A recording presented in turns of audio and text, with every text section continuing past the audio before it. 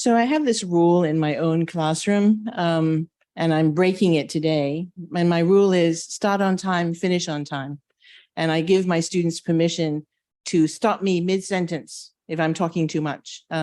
So I give you the same permission that at 2:30 or 2:29, you can give me the sign, although I cannot speak for my panel members. We will try our best. Anyway, thank you everyone for being here at the session. The title of the session is Greening the Curriculum for Climate Smart Future. And certainly it is an appropriate conversation to have after yesterday's conversations about sort of more technical things, around climate change. Maybe technical is not the right word, but more global things around climate change. But now what we're going to do is sort of drill down a little bit and think about two things, two main questions that we're going to address in this session. Let me tell you what they are, and then I'll introduce our panelists, two of whom are online. So the questions that we're going to address will be about sort of the what and also the how. So the first part, the what does it mean to integrate climate change as an issue, as a topic, as a content area into curriculum? And the panelists we have will talk to this question, each from their vantage points, from university, from a more global perspective, from teacher education, etc. The second question is the how. So once you've figured out what climate change means in the context of instruction and pedagogy, and what it means in terms of integrated curriculum, then what do teachers do? How do you prepare teachers to support this curriculum and these ideas or definitions? And we'll have some really interesting examples from some of the work that our panelists are doing. So let me just introduce our speakers. And we see two folks online, so I'm really glad. Hello, everyone. Our first speaker is from Finland. Her name is Kati Antalainen, and we are very pleased to have her. She is someone who has done a great deal of work in climate change questions and projects, and has many years of experience in coordinating lots of multilateral affairs in the field of education. She has worked on promoting the 2030 agenda within the ministry in Finland, and acts as the focal point of Finland in UNESCO's Global Greening Education Partnership. And we hope that Ms. Antalainen, Kati, will have a chance later on to talk specifically about the GEP work. The other person online is Dr. Tricia Xiao Ing-chin from the National Institute of Education, place close to my heart as a Singaporean, so welcome, so glad to see you. Dr. Xiao, Tricia, she'd like to be called, is in geography. She is a geography educator and does work both in geography teacher education as well as research about geography education and teaching. She is the co-director of the Sustainability Learning Lab at NIE, the National Institute of Education. And so looking forward to hearing from her later about the work that this lab does. Next to me is Dr. Bert Tuga, who is local from Manila, who just braved the traffic to come and join us. So Bert, as he prefers to be called, is president of the university president of Philippine Normal University. And so teacher education is something that he is very much involved in, not just as a president, but as chair of the Philippine Association of State Universities and Colleges. So he's going to be able, and also you work with an association for teacher educators as well. So he's going to provide a perspective that is institutional and also from a leadership point of view.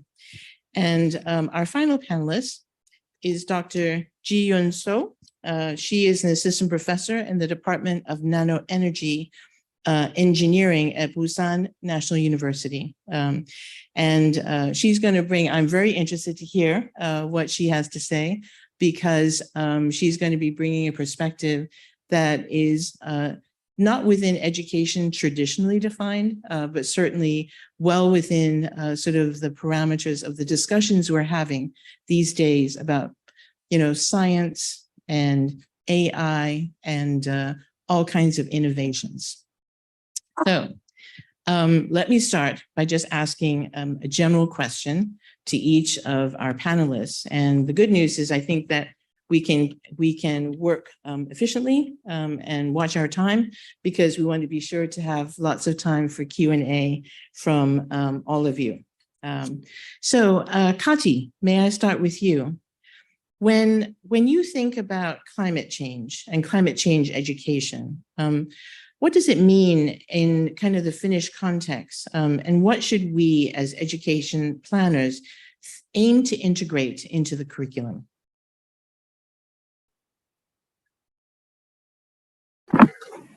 Could you hear me? Thank you.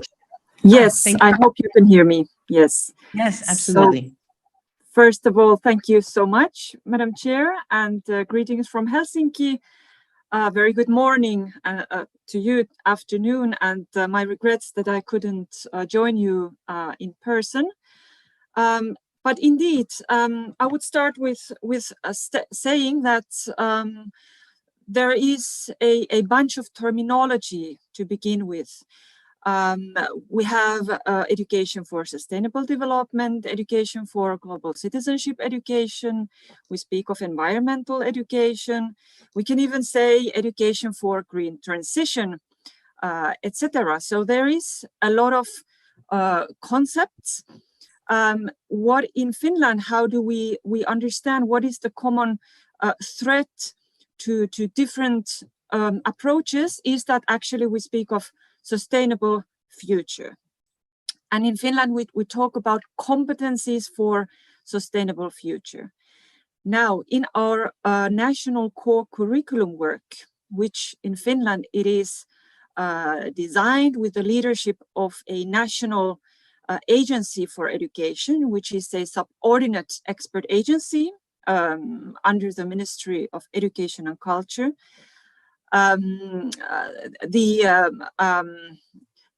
One specific approach is that our core curricula, basically at all levels, from early childhood education and development through pre-primary to basic education and upper secondary, it's competence-based. And we have something that we call them transversal competencies. There is roughly 7 areas, and sustainable future is included in them. What it means that every discipline, every subject, and basically every teacher needs to take this into account in their own teaching. So in Finland, we have this transversal competency-based approach. So that is one. And then I would like to, and also including in the vocational qualifications, so in the core of the vocational qualifications. So the second point I want to raise out is the process of designing curriculum. So in Finland, I will come to that in later, but we work in very broad collaboration with many actors. And this is also the case when we plan our core curricula, our national core curricula. So as an example, as our basic education curricula was revised some years back, 2014, the process was basically extending to each and every citizen. So basically it was possible for anyone to become a part of that project.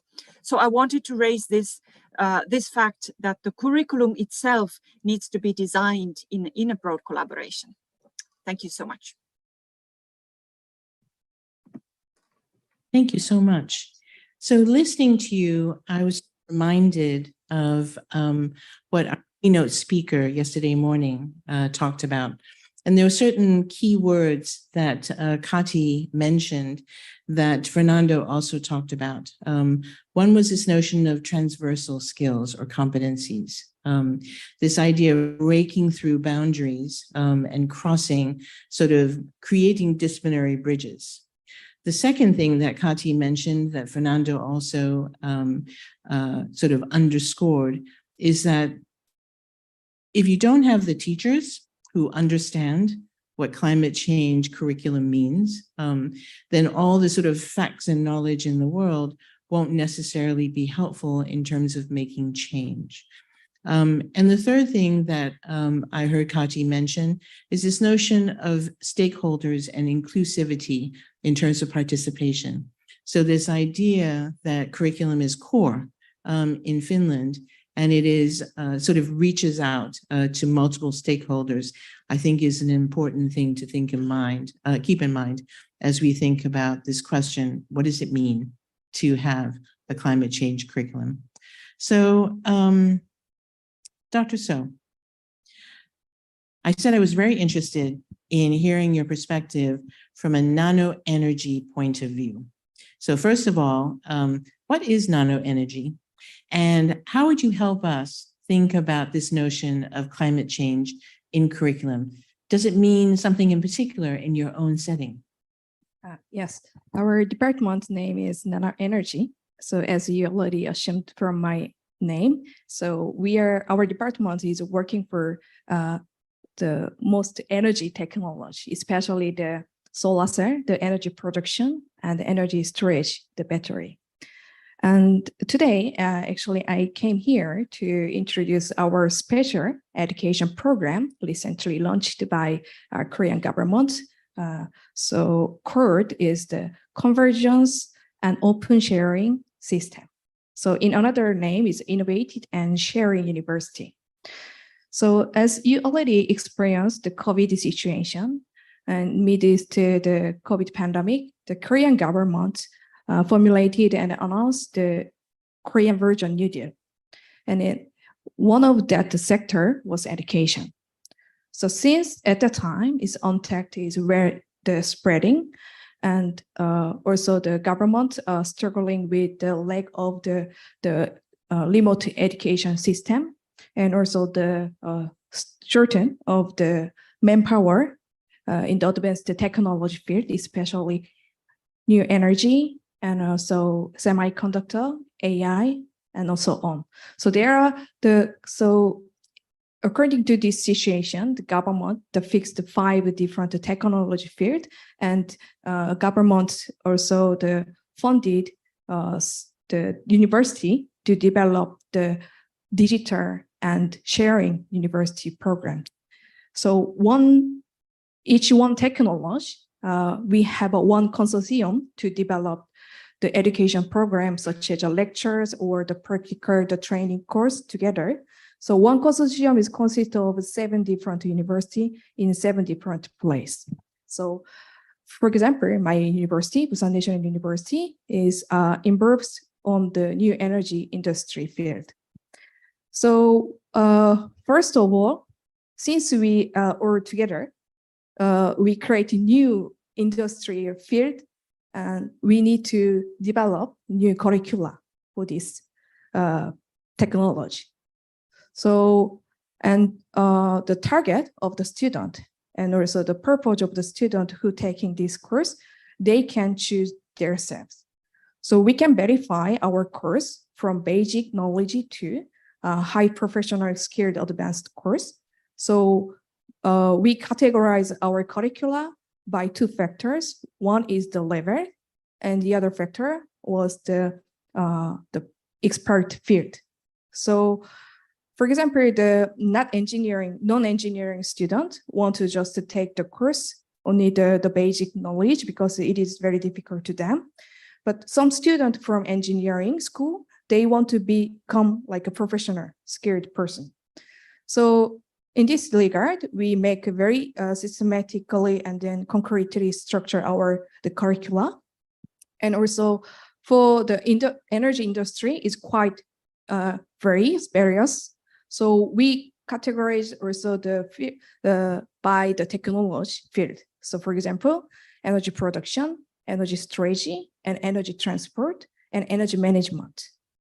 So each modules have the certain numbers of the subjects are included there, and then we developed together among the 7 university professors.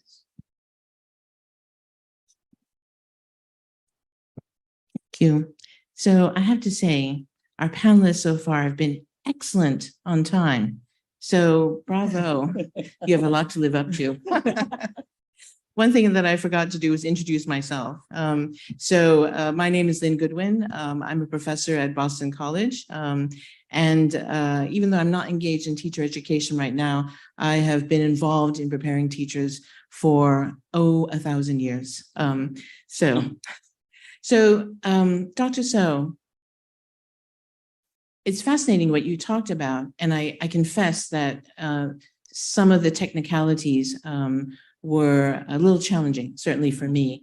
But the message that I heard was this idea of collaboration in this consortium, and the notion of defining knowledge, and that experts such as you can be very, very helpful to those of us in education in sort of articulating specifically what we want to include in the curriculum in the name of climate change. So thank you for that.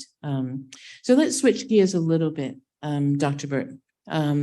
As a university president, you bring a lens that is very different from the rest. You have to worry about things that we don't necessarily have to as faculty or professors or folks who working within organizations. You also have a vision of a global citizen, and global citizenship these days has to attend to serious issues such as climate change. So tell us a little bit about this notion. What does it mean in global citizenship, for a university president, for institutional leadership? Thank you, Professor. Before I give my response to the question, I'd like to state a disclaimer that my sharing here does not represent the entire regional association. No. And my professional organization. So this is more of an institutional practice of Philippine Normal University, a teacher education university in the Philippines. Our works on climate change education expands to the various core functions of the university. I'm talking about curriculum, research, and community extension. For curriculum and instruction, climate change education is heavily influenced by the concepts of environmental education and education for sustainable development.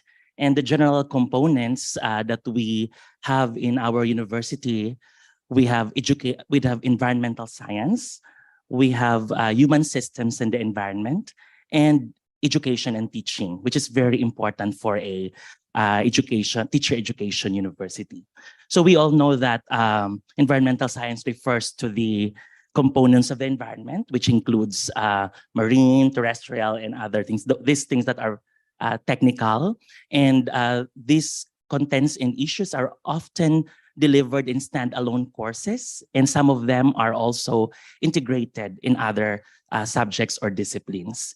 The other aspect or component is human systems and the environment, and this is the social science component of the environmental education, which focuses on the roles of human beings and our lifestyle and the way they affect the planet. And the third component in our curriculum is education and teaching.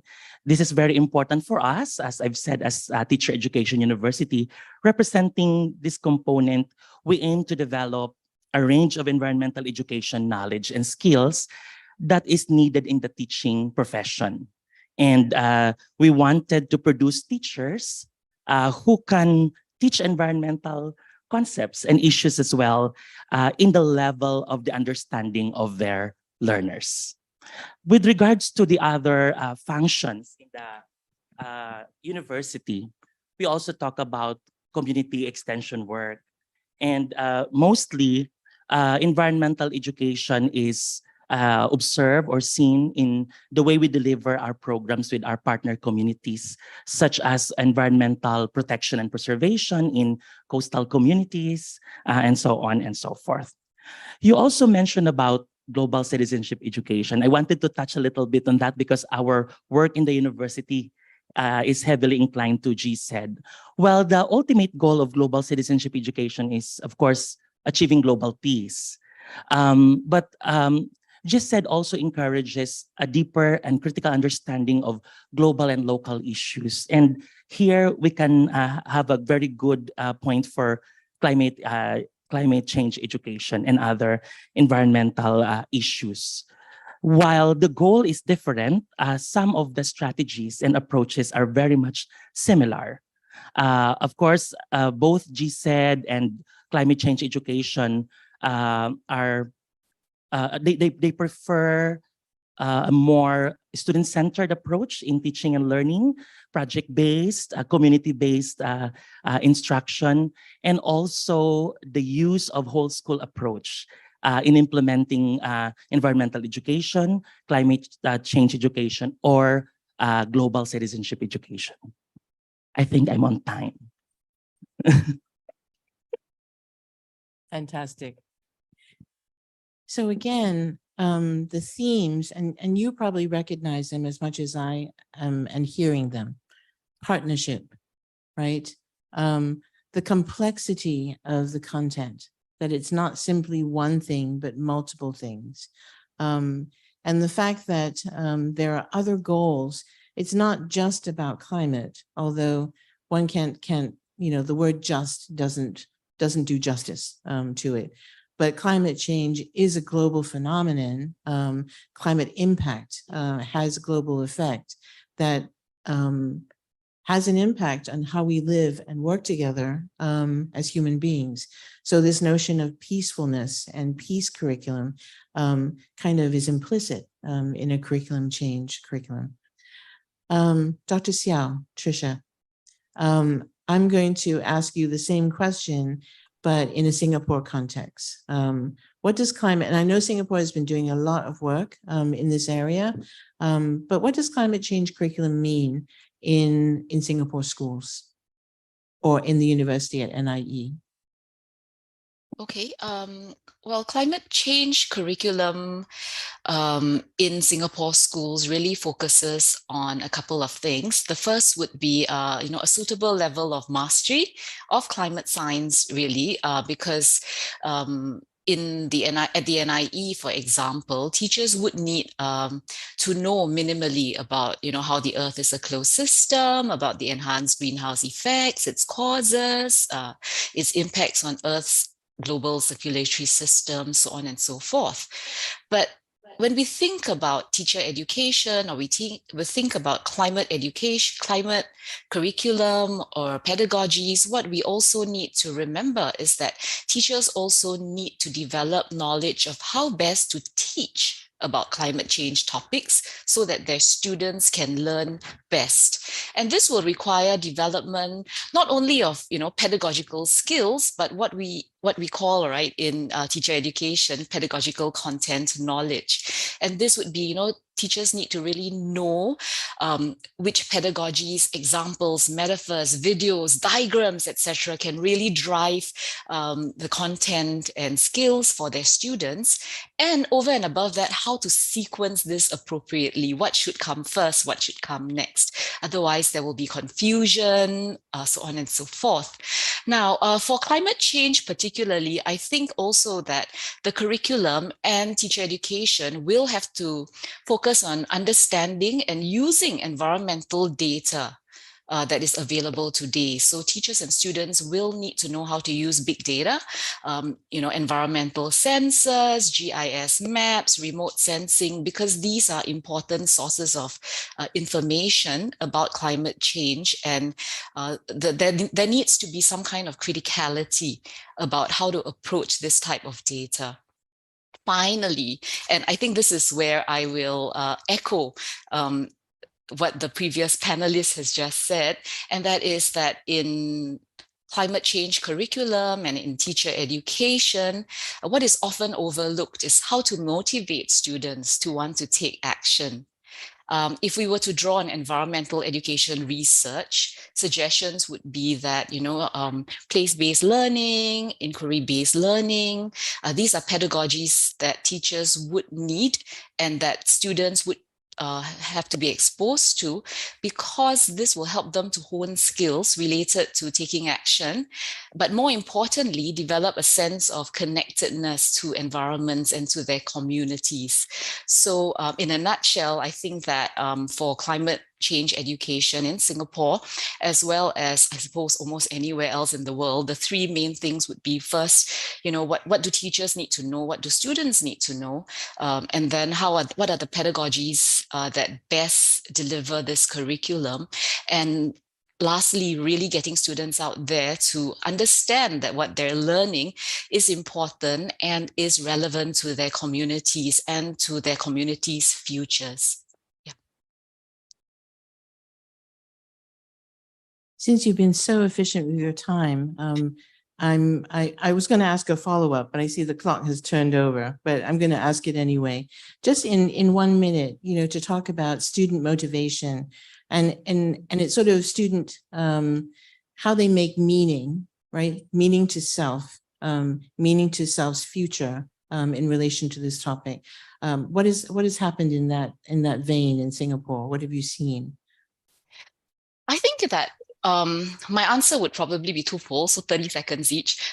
In Singapore, the meaning making really is about getting students to learn in situ. So, really building campuses that are green and getting students to understand what aspects of the campuses are green and learning in a very authentic sort of way. That would be the first. The second would be really about getting students and schools to work with external partners to meet certain environmental goals.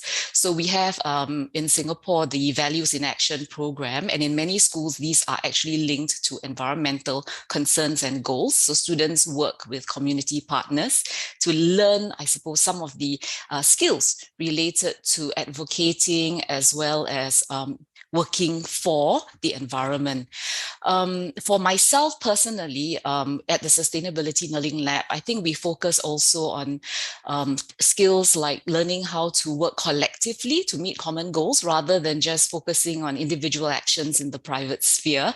That would be really important. And the second would be to help develop a sense of internal efficacy in students, that they know what are the steps to take or how to, advocate for the environment or develop projects that enable them to work towards solutions.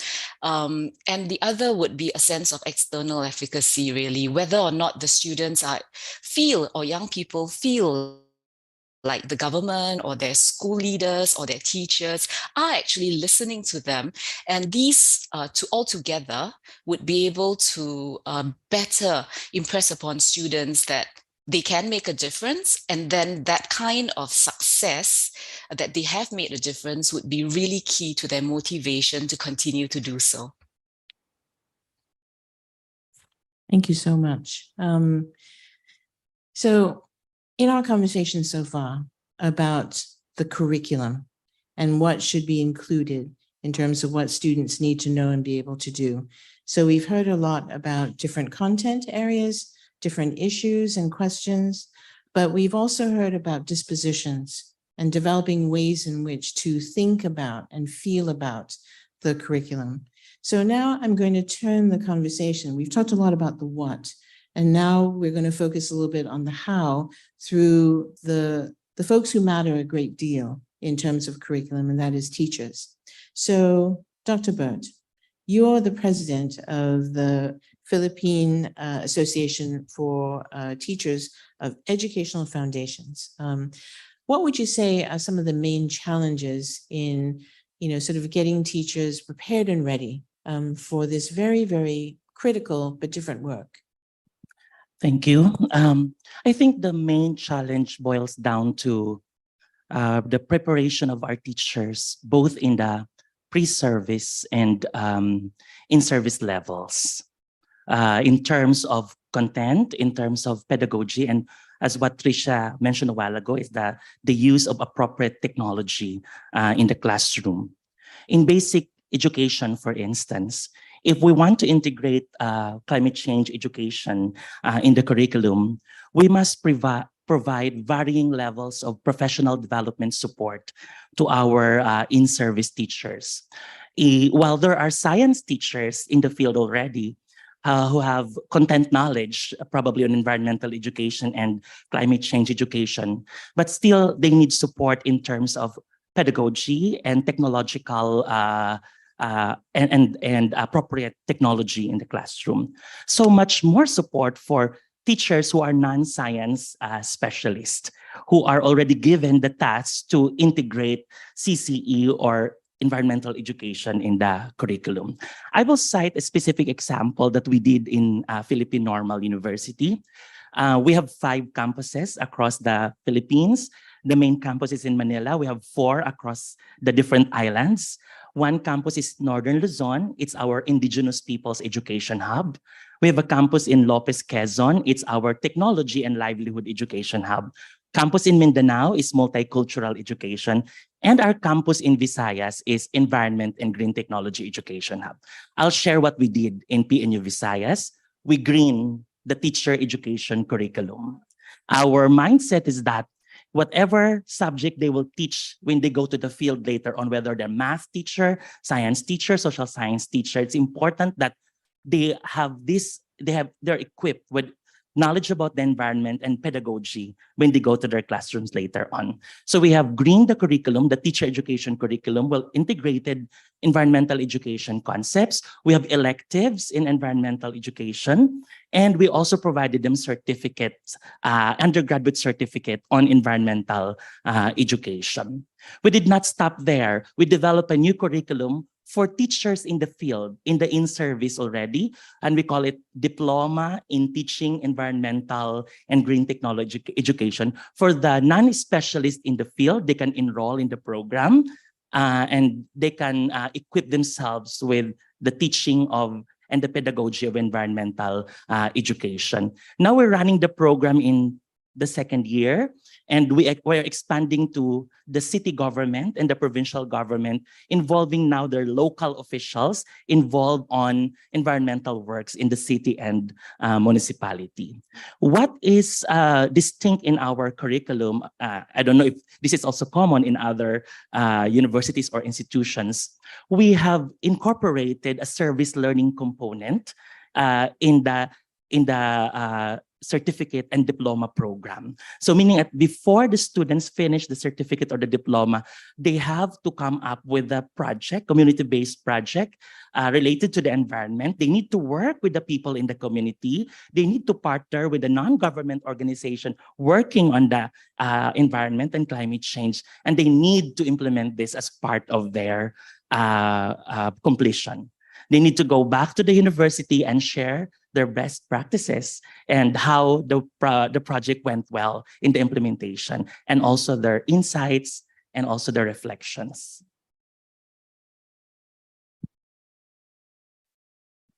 You've been busy. That's a pretty fantastic story. I mean, I love the way you talk about sort of the theme or the focus for each campus. And maybe we can talk later, if there's time, about how the campuses kind of learn from each other, because I'm sure they're not only doing what the theme sort of dictates. But I love this notion of kind of the iteration with the community, right? Going out, coming back in, learning from the community, sharing it back at the university, thinking about what you're doing, reflecting and refining. So that's lovely. Thank you so much. Kati, Ms. Antolainen, you've just heard sort of a big picture at the university level about greening sort of an institution. And Finland is not only well known as an excellent education system, but it's also pretty well known for sort of its greening efforts. And we've had some conversation at this meeting about, you know, the green student, the green curriculum, the green teacher, the green school, and the green institution. So if you wanted to take any one of those greens and talk about it from a Finnish point of view, what would you share with us? Thank you, Madam Chair. Yes, from Finland, we tend to speak of a system-level approach. So this would be my approach as well. And thank you also for referring to UNESCO's Global Greening Education Partnership.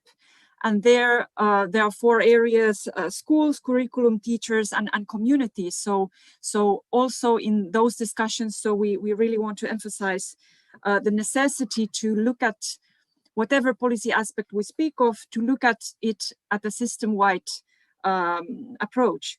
So firstly, I would maybe point out 4 different things. First, commitment from policy to practice. Second, collaboration across sectors and also engaging stakeholders. Thirdly, teachers' continuous professional development. A few words about that.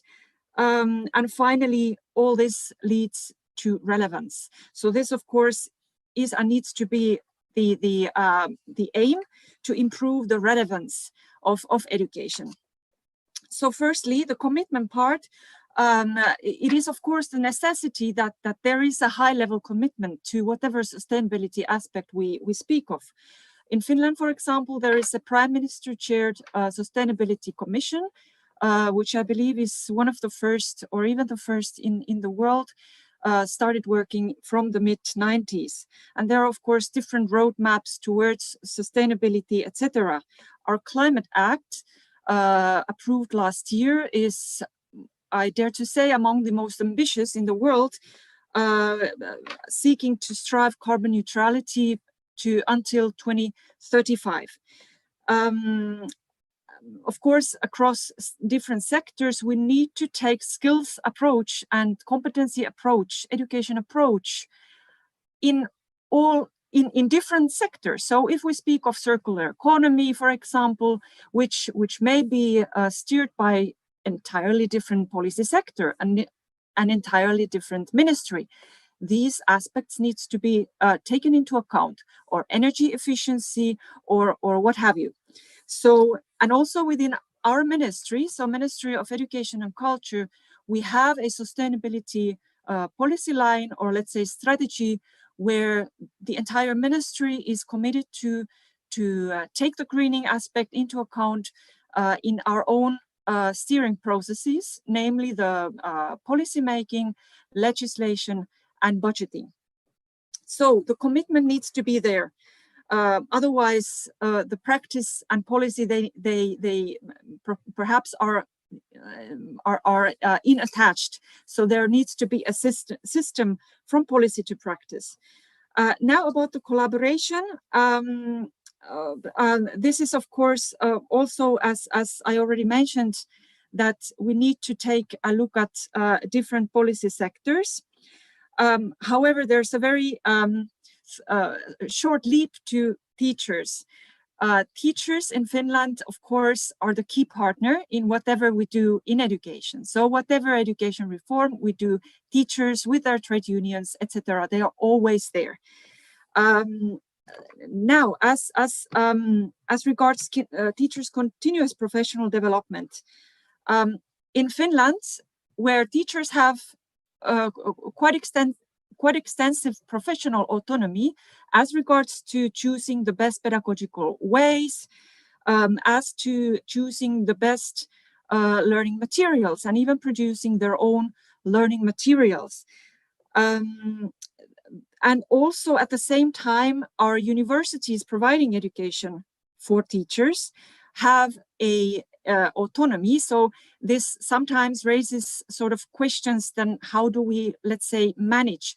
Well, in Finland, one solution is that we have something called National Teacher Education Forum, which basically brings every institution of higher education who provides teacher education in Finland around the same table. So each and every institution which is engaged in providing teacher education, whether it's for early childhood education, whether it's for vocational, or whether it's basic education, all those institutions are at the same table. including key partners, again, stakeholders, let's say municipalities, let's say trade unions of teachers, etc. And they discuss about topical challenges, and greening is included, as this particular forum developed a national teacher education strategy 2 years ago.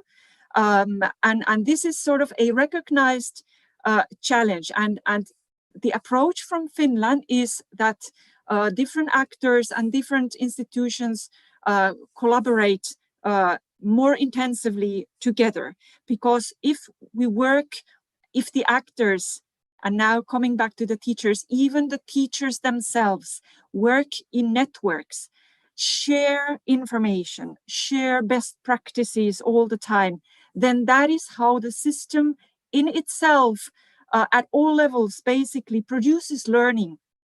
Because not only the learners learn, but the system itself needs to learn. And our teachers, they need to learn all the time. Good.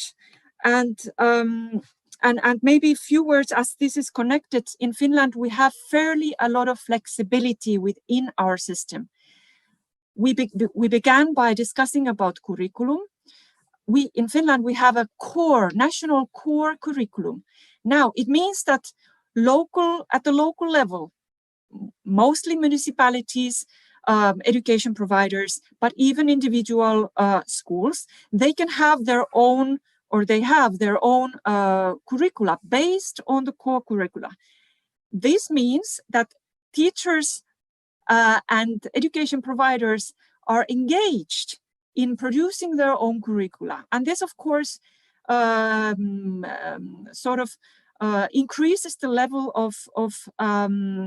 of agency. Also, taking the curriculum seriously, looking at adding local features, underlining maybe some sustainability approaches over to others, etc. But that is sort of how in Finland the flexible system allows that, and also provides teachers in their daily work a certain flexibility to adjust their work. And finally, when the system, I will conclude, when the system sort of breathes with the surrounding community and with different sectors, and is engaged with different partners all the time, this is what in Finland, according to our experience, brings the relevance. And my very final point is that the education needs to bring a message of hope. We know from research that climate action is actually increasing well-being. And this is one important feature we also know from let's say in Finland, through youth barometer that we conduct, through other different channels. We know that young people, climate change, climate crisis is among the top of their concerns. So this is that we want to make a message of hope through education. Thank you. Thank you so much. That's so important. So Dr. So, and just so you know, our stopwatch is not working anymore. So now I'm the timekeeper. So if I do something like this, you'll know that you're running out of time. But so Dr. So, in terms of this new curriculum that's being developed at your university, faculty are obviously involved. And how are faculty being supported to develop new skills in order to work within the consortium, work with new content, etc.? Teacher education at the higher ed level. So in fact, it's quite also new for us, because basically the university teach them the basic knowledge to them. So that's why our consortium, the 7 university, there are many professional, the faculty, it depends on the field. So we made the groups who can, for example, myself, I'm expert on the solar cell. So when we developed a new course about the energy production, especially the solar cell or energy materials, so the actually faculties volunteer. So they get together to develop one course their share idea. And also they designed each week syllabus, and each professors are making the also lecture slide and also record by themselves to share or 7 university students. So it is also applied for another the 36 subject. So actually, not only for the faculty in the university who to join the consortium, but also the experts and out of the university, we ask them to build up the new course together. So this is one factor. So again, the themes of sort of collaboration, sharing, working together, participating seem to come up time and time again. Important concepts to keep in mind as we think about this work. So Tricia, Dr. Xiao, tell us a little bit about the Sustainability Learning Lab at NIE. How does it work with teachers? What does it do? We're really interested in hearing about it. And yes, the clock is working again. Thank goodness. I'm a bad timekeeper. Okay, thank you for the question. So the Sustainability Learning Lab is a loose collective of researchers that are interested in sustainability issues. And we work in a diverse range of topic areas. So we have researchers who work in climate data science, geomorphology, smart urbanisms, biology.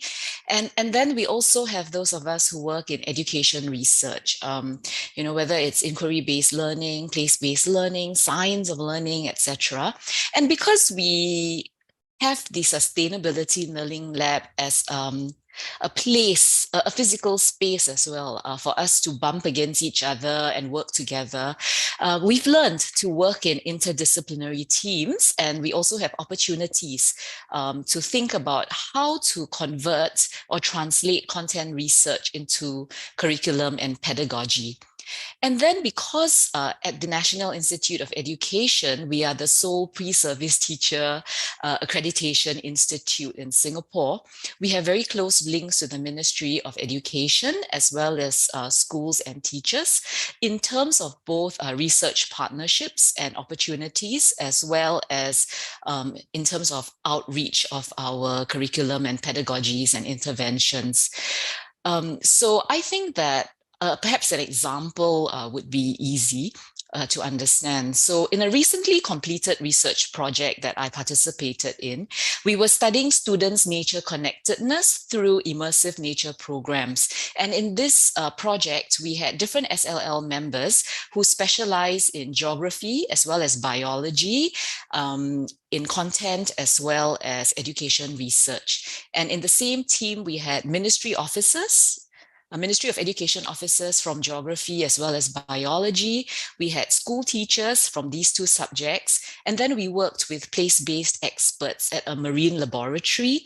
And together we collectively developed a program for the students. Then after the research project, we, crunched the numbers, looked at the data, revisited the program, and then the research outputs of the project is then, apart from, of course, being presented to the academic community, we also presented on our outputs to the Ministry of Education, not just those who are interested in climate change related subjects per se or sustainability related subjects per se, but we also presented to those who are interested in outdoor learning, character and citizenship education, for them to consider our findings as well as our program and to incorporate the bits that they think are most relevant to support their own programs in service of the larger national education and environmental goals. So I think that the Sustainability Learning Lab is a timely initiative, but it's also very unique and well placed in that we can bring together in one space the content experts, the education experts, and then leverage on our close relationships to schools and the ministry, as well as with government and statutory boards. So it's been actually really exciting and a real blessing to work in this group And I'm really looking forward to maybe sharing in the future about more of the things that we've done. It sounds really exciting, and I'm sure that lots of people in the audience, they can contact you and find out more, right? About Yes. the collective work that all of you are doing. So we have about 7 minutes for some questions from the audience. And there are quite a few which are on, unfortunately, we're not going to be able to get through all together. But there seems to be one that is popular, and it stands to reason that folks are interested in sort of first steps. And we've talked a lot at this conference about small steps that might lead to bigger changes. So, Bert, I'm going to ask each of you to provide sort of one small step that you think a group of teachers, a group of faculty, an institution, an organization might think about taking in this road towards greener curriculum teaching campus. Thank you. I shared about our green teacher education curriculum a while ago, but I support the idea of Tricia about it should also be felt in institutional culture. So outside what's happening in the classroom, outside the curriculum, it must be reinforced by what we do every day in our respective institutions. It must be there in the organizational culture. So what we do in the campus is not just about greening the curriculum. We green the management and administration system. We do green procurement. We do ISO 14001 environmental management system. We develop policies where students can follow and every day in and outside the classroom. I think that's the most practical and effective way of teaching environmental education. They should feel it, they should touch it, they should experience it in and outside the classroom. Nice. So walking the talk. Dr. So, one step, what would you suggest? So actually, the convergence, the sharing university is quite successful. So far, more than 1,000 students taking our course, and then the 200 students get micro credentials. So I think the reason why we are keep the successful is that we break our traditional structure of the education. So actually, the university in Korea is quite how can I say? They're very strict, and then they don't want to change their regulation. But to share the education program with the 7 different universities, and then also the credit recognition from also another university, actually it's quite challenging. But how we can make it successful? Because we break the barrier between the university. So among 7 universities, of course, it was very hard. So many professors and the faculty put a lot of effort to create a new regulation. So finally, we can make agreements among the university. Of course, the government support a lot of money. So for that, of course, that I cannot say it's not a fact. So anyway, at the end, we are not following the traditional structure of the university, but we are creating our own structure to share our high quality lecture, and also not only for the online content, but also offline infrastructure to all the students from the online, so offline. So that's why I think the new system is very important. Thank you. Dr. Xiao, Tricia, one small step. I think for me, a small step begins in the classroom, and in my classrooms or in the classrooms of teachers that I have worked with, what I really would like to see is a focus on the development of empathy for other people, especially in the Singapore context. We live in the Singapore context is a strange one where, we aren't really affected by many natural hazards. And also it's a very I don't know if you've been to Singapore. I mean, I'm talking to the audience in general, but it's a very, neat, well-run sort of place.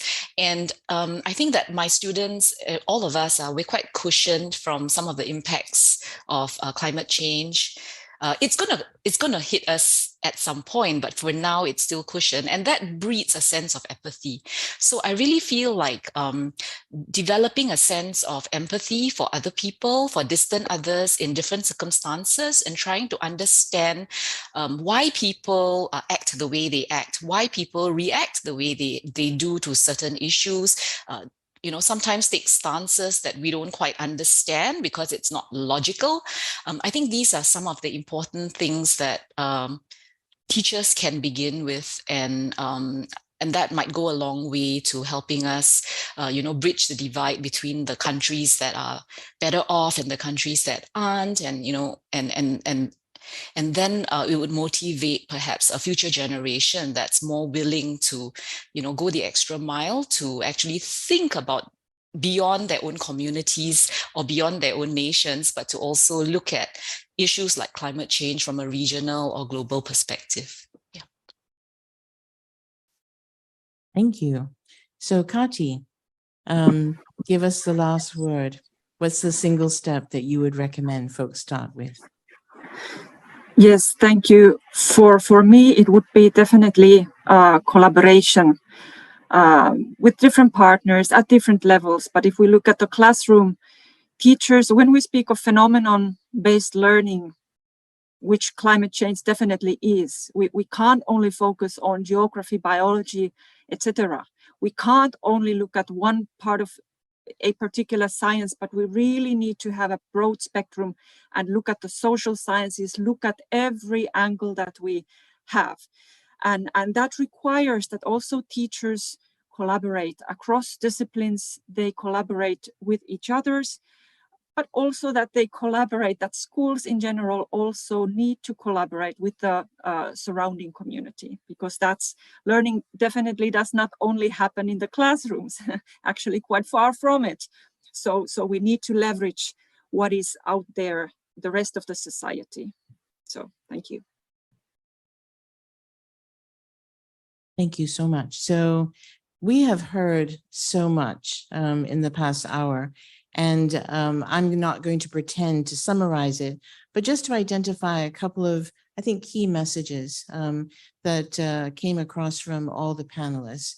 So one was this idea of messaging. Kati talked about the leadership, politicians, the government, sending clear messages about the importance. Bert talked about living the greening, process, that it's not enough to simply talk about it, that as institutional leaders, faculty that students are looking up to, you have to walk the talk and demonstrate your commitment. Dr. So and Dr. Xiao both talked at length about partnership and collaboration. And all the panelists talked about sort of the ecosystem that our schools, our institutions exist within, that it's not simply the classroom, it's not simply the curriculum, but it's so many other things reaching out into the community, the resources that are available, but also thinking about mindsets and dispositions. The light is flashing, so I know that we are out of time. Please join me in thanking our panelists. Big round of applause, please.